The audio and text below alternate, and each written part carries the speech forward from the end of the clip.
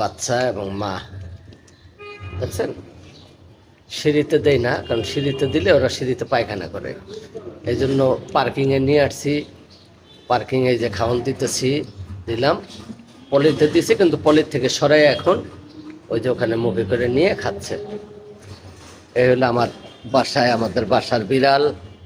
সবাই ওরে খাওয়ান দেয় আমার জন্য, মানে 3 বেলাও আমার পিছনে থাকে, অপেক্ষায় থাকে কখন ওর জন্য খাওয়ান নিয়ে আসুম, না হইলে আমার গেটের সামনে চলে যায় খাওয়ার জন্য। বুঝছেন, খুব মজা করে মাছ খাইতেছে।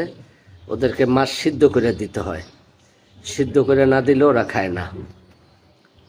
আমাদের বাসার বিড়াল, মাছ সিদ্ধ করে দিয়েছি, ওরা এখন খাচ্ছে মজা করে। বিড়াল সিদ্ধ মাছ খাচ্ছে, দেখছেন। আমিও দেখে মজা লাগতেছে, আমিও দেখে মজা পাইতেছি। এই যে বাচ্চা নিয়ে 2 জনে খাওয়া শেষ।